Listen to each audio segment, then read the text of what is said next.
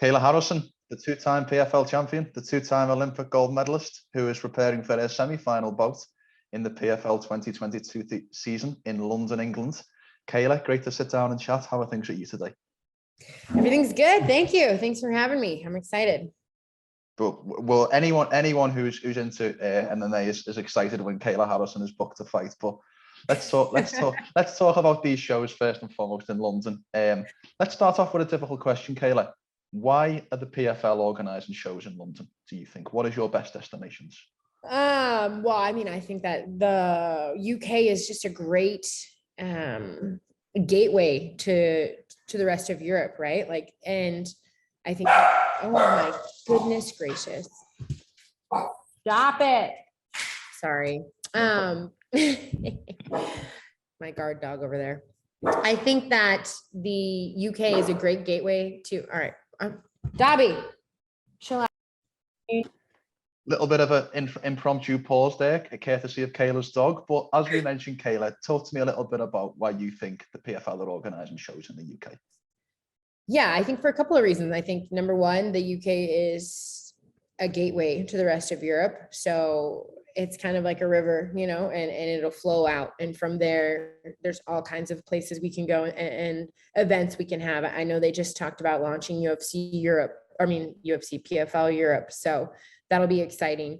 And I think number two is the fans. You know, there's a huge thirst for MMA in the UK. And I think that there's a lack of content, for a better word. There's not that many shows. There's not enough shows. And the people want it. You know, the sport is growing exponentially. And the more events you have, I think that, like, I saw that the same day as my fight, there's a bare knuckle fight, right? Yep. And then there's one other event that's like right around that time. There is Usman versus Leon Edwards on the same night, which is obviously in America, but it's a feature in a But it's a UK fighter, right? You know, so there's three fights all in one night, all, you know, UK connection. So I think there's a huge thirst for it. And I think that PFL is here to answer that call. 100%. Did you see a marked difference, or did you see any differences when we had the UK media day down in London, I believe last month, compared to the usual media that you see? Yeah. Yes, I absolutely did. I even said something to the CEO, Pete, because I was like, wow, there's a real buzz here. You know, this is the first time I felt real, not the first time, but this was much more than I expected. I think a bigger pop than I expected. There was I was doing I'm so glad that I brought my tennis shoes, because I wore heels and I was like, you should probably bring sneakers just in case.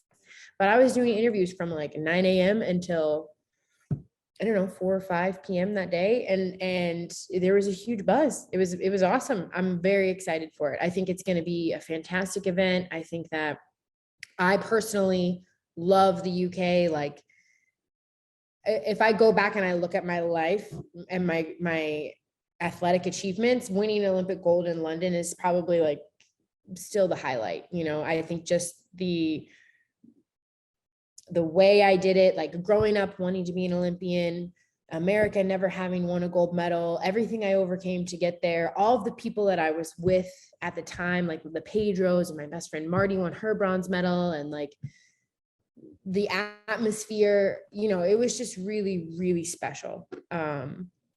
So I'm really excited to go back and compete again. How special does it feel? I've done the maths. It's 10 years and 18 days to the day when you fight in that semi-final.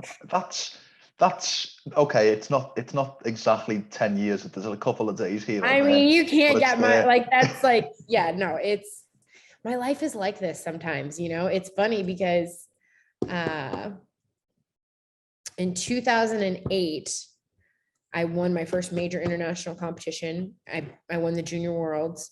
I beat the French girl in the finals. And then in 2016 in Rio, my last judo competition, I won. I beat the same French girl in the final of Rio.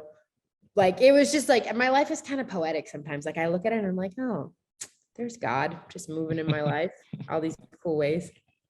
Well, let's talk about the poetic nature of this matchup, perhaps.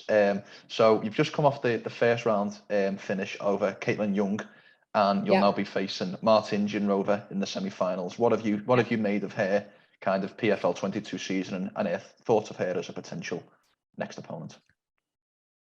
I mean, I haven't made much. I mean,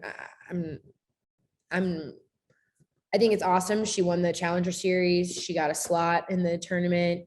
She finds herself in the playoffs. I think this is fantastic. This is like a very excellent Cinderella story, similar to what was last year with Taylor Guardado in the finals. You know, no one expected her to win. She was an underdog, this, that, and the other. Hadn't fought in a long time. Another great Cinderella story, but like the buck stops here. You know, this is it's Kayla time, and everyone's tough until you beat them. So I'm going out there prepared for, you know, every time I step in the cage, when I'm training, like, I don't think about, I picture like some young, like 18-year-old, like hungry, like eat, sleep, breathe, train, like there is someone coming for me. That's what I think about. And I think about like, she's training hard. Are you going to train harder? You know, because I was that girl. I was that 18-year-old girl, and I was chasing all of these people. I was chasing them. And I still have that mentality. So I picture that girl, because everyone's time is numbered. You know, I know that I won't be top dog forever. I know that, you know, father time waits for no man or woman. And I understand that the next generation is coming for me, and I respect that. But while I'm here, while I'm in the season, while I'm training, I'm going to train as if I'm that young, hungry, upcoming fighter. So I don't train for Martina. I train for some killer, like with no face, and I'm ready to take her out. First question I'd like to ask off that is, do you train for specific opponents? And what I mean by that, do you tailor camps based upon upcoming style matchups, or do you train the Kayla Harrison way, if you like? Yeah. I mean, I think, you know, it's funny. I make fun of my coach Anderson all the time, because, you know, I've had 14 fights now, and he does like video breakdown insanely. Like, he has like parts of recorded, and he writes down how many times they do each kick and this and that. And like, and every single time he says, okay, their striking is here. Your striking is here, but their grappling is here. Your grappling is here. I think maybe takedown. And I'm like, Anderson, I know. I know we're going to do a takedown. Okay. You don't have to tell me the game plan anymore. I know what the game plan is. But we will do like specific, for instance, like, you know, Julia Budd, I was supposed to fight Julia Budd. She does a lot of front kicks. So we did a lot of front kick defense. You know, I fought, Marina Maknaktina. She did a lot of leg locks. So I drove a lot of leg lock defense for that fight. So there are specific things that I think make me a better fighter every single fight for each opponent, like that teach me something new. But at the end of the day, like the game plan doesn't change. You know, that's it. I got one speed. That's it. Of course. And the second question I'd like to ask off that initial response was, you mentioned there about the young, hungry lions, the young lionesses, or the young, hungry killers who were coming for you. Mm-hmm. If you had to put a bet on it, yes or no, do you finish your career undefeated? Do you think? Yes.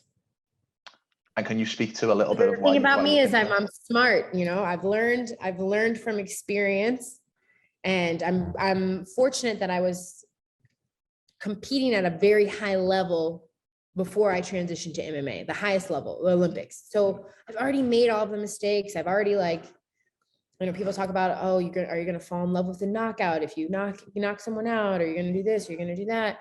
What if you don't train as hard? This, like, I've already made all these mistakes. Like, I've already been in judo and thought I was the shit and then got my butt kicked. Like, I've already been there, done that. And I love winning way too much to love a knockout. Like, I get it. I understand the objective, and I understand. And I also know that when it's time for me to be done, I'll be ready. I'll be able to walk away peacefully. 100%. Let's talk a little bit about one of the other semi-finalists on the other side of the bracket, an old foe, Larissa Pacheco. I don't want to ask, I want to try and ask a bit more of a nuanced question about Pacheco, and I guess what I want to ask is, you fought her twice. That's Kayla, my other friend Kayla. You fought Larissa Pacheco twice. Now, people at times have kind of signaled that as almost a dent in your resume in a way, because you weren't able to get the finish over her, despite you never losing a round against Pacheco. So I guess, where do you look back on the two fights of Pacheco and a potential trilogy? What are your opinions on her? She's a good fighter. She's a great fighter. I think that right now she would beat Cyborg, and I think that she would give Amanda a really tough time. I think that I'm going to go ahead and put her at number 2 in 145 and up. I think she's the second best fighter, 145 and up for sure.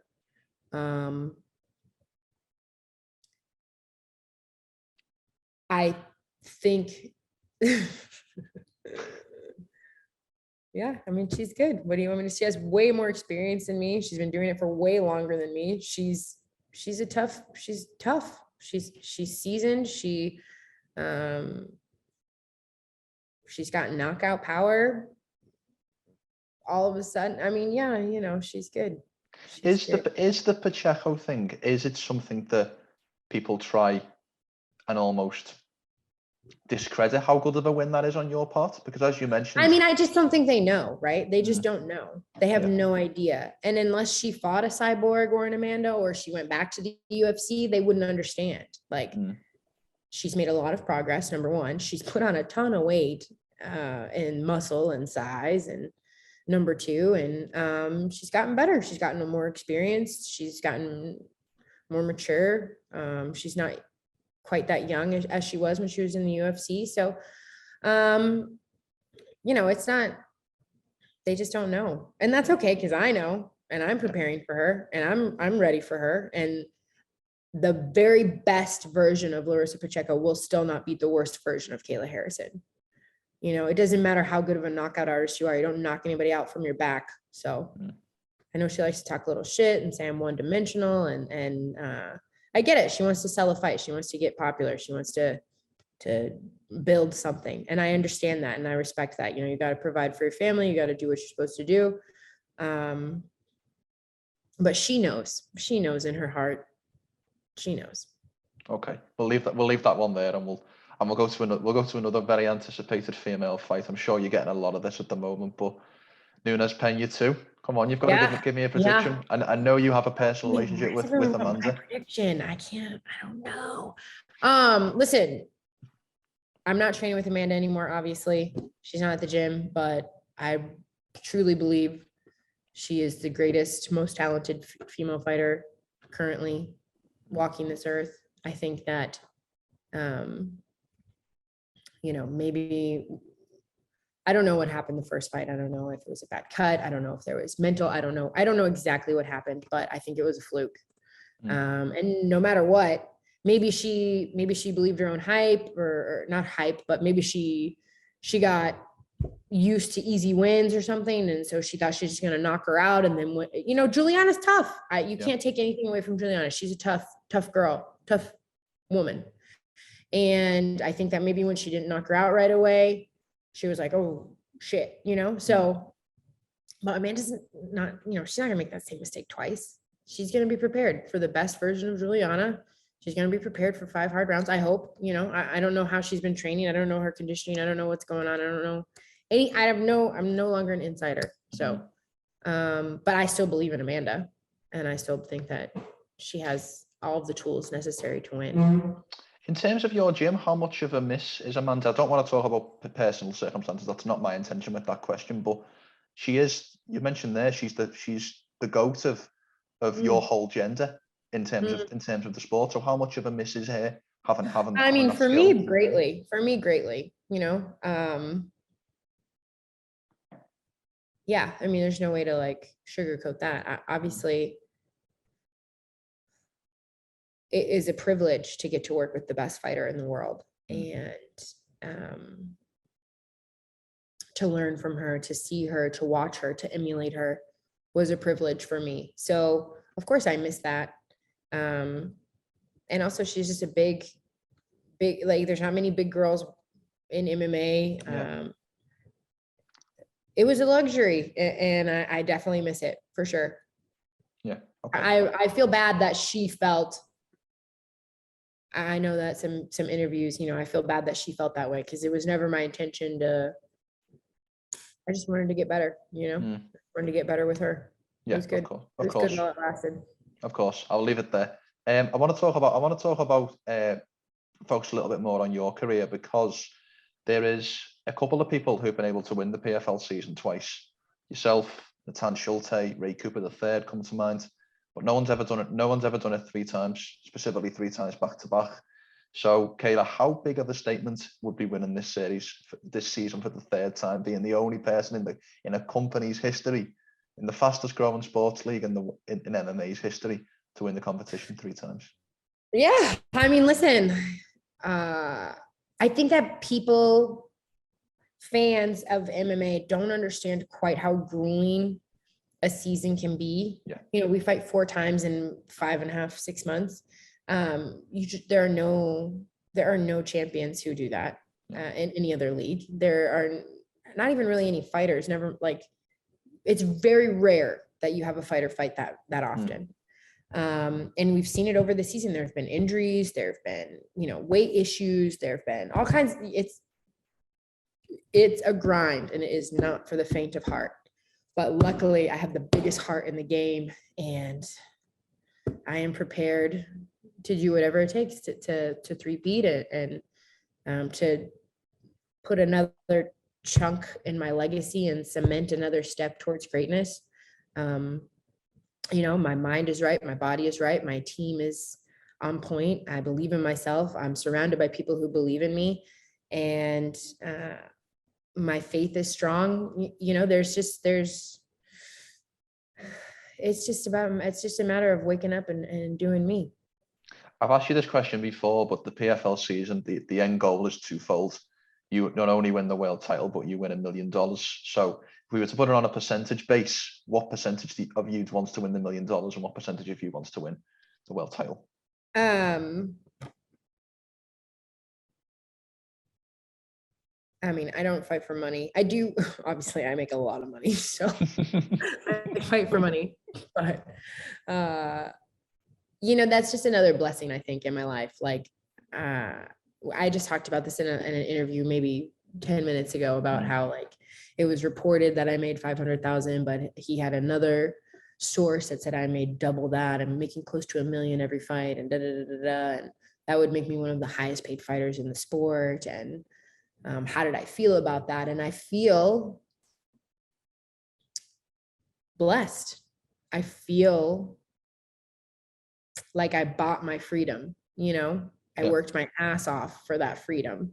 And people see this now. They see you shine under the bright lights. They see your big days, your good days, your world title days, your you know, even on social media, they see you with your kids at Easter smiling, and they don't see the, like, puke all over you the night before because someone ate too much candy or whatever. And they don't see those dark days. They don't see the days when I was 16 years old and I was, like, sneaking into my teammates' cupboards to get food because I didn't have any food. And they don't see the, you know, long trips to Europe, and I couldn't call home, and I couldn't do anything because I didn't have any money. And, you know, they don't see that struggle. And I believe that, you know, so many people helped me along the way. So many people paid for a meal, bought me groceries, sponsored me for a trip. I mean, the list it could go forever, you know, the amount of people who helped me along the way to get to where I am. And I think that my gift and my the luxury now that I have is that I get to pay that forward. You know, I get to help change people's lives. I get to help maybe a fighter who doesn't have food, or, you know, speak to somebody like me. No, it's true. It's true. I mean, it's not charity. I think you're very talented, and I appreciate the work that you do. And I respect you for what you do. You know, that's I why wasn't asking for a free compliment, by the way. I was simply but that's why I'm always happy to speak to you, to be honest with you. There are a lot of interviews I turn down because I'm not interested in speaking to those people. They don't go below the surface, and they also, you do a good job. That's why I'm happy to Thank you so give much, you an interview. Always, always. But this is the luxury and the blessing of being financially abundant, right? Like it's not just, oh, me. So they asked me in my last interview, oh, what's the one luxury, like have you spent it on anything? You're making all this money. What have you spent it on? Like I drive a Ford. I live in the same house. My coach won't let me buy the 5 acres that I want to buy because he still have to make the money first. I don't have like ridiculously fancy anything. I said, the one thing that I buy that's really ridiculously overpriced is hair conditioner. And that is because someone got it for me as a birthday present. And it was so nice. It's like this gold stuff. I don't even know what it is, but I ran out of it when I used all of it from the birthday present, and I went online to buy it again. And I was like, oh my God, this is like a crime, how much this costs. And then I was like, Kayla, you're a millionaire. You can buy the hair conditioner. So I bought it. But yeah, that's it. That's what I spent. That's my luxury, I guess, in life. Well, the real luxury and the real pleasure is getting to help people and getting to use it to do good. I'm freaking blessed, man. And I'm all about spreading that, like I want to help. I want to leave the world better. Well, so the third title is just going to be another way for me to do that, to reach more people, to do more good. And the $1 million is also going to help me to do more good through my foundation, through paying it forward, through all kinds of things. Sorry, I went off on a tangent there, but I'm just letting you know. No, that was perfect. I'm very happy. My life is so blessed. And I know that is, well, I know a lot of people struggling. So I'm very grateful for the life that I have. Well, as I was just about to say then, I don't, as someone who's in the media, I don't believe in talking about people's finances, but nonetheless, it's phenomenal to hear about your story and to hear that, you are in the place that you want to be, especially with the kids. And I don't believe it's my position to pry, but from a personal. I mean, I also will say this, that I also, I'm under contract, so I'm not technically supposed to talk about how much I make, this, that, and the other. But that's only for now, and I do think that fighters should talk to each other. And I do think that it is a crime that I'm one of the highest paid fighters. I think that fighter pay is an issue that we should discuss. And I think that, I am a business. Every fighter is their own business. Every fighter is their own brand. And you have to, number one, have a genuine product. You have to have a real product, and you have to believe in that product and be willing to ask for its worth. And that's why I get paid what I get paid, because I believe in my product. And the PFL knows that when Kayla Harrison shows up, she's going to fuck someone up, and they pay for that. And that's my product. Yeah. Well, we will leave it there with the tantalizing thought of you effing someone up next month in London, England. Not a problem. Kayla, it is always a pleasure getting your time. It really is. Thank you so much. Anytime, I'm here for you. Exactly. Well, a lot of people, I'll just leave it here, that a lot of people say things that sentences or phrases like you've just said and maybe don't live up to it, but I can wholeheartedly say on camera, Kayla Harrison, has always lived up to those things. I am a woman of my word. Well, I look forward that we can finally cross paths next month, and rest assured. Ready? Are you jacked up? I am ready. Kayla, before we leave, how can people find you on social media? And let's shout out the foundation too. Give people details for that. You can find me at Judoka Kayla on Instagram, at Kayla H on Twitter. KaylaHarrison.com is my website. FearlessFoundation.org is my foundation. I would like to thank my sponsors, Bose. Redcon 1. I got some right here if you need it. And Oxy Health. I have a really cool hyperbaric chamber that is dope. That has been, don't I look younger to you? I just had a birthday, but I think I look younger. You look like you're back in 2012, Kayla, about to lift that. I know, I feel 22. Yeah. That's it. That's all I got. Make sure to subscribe to the LowKick MMA YouTube channel for all the latest news, event previews, and interviews with some of the biggest stars in MMA.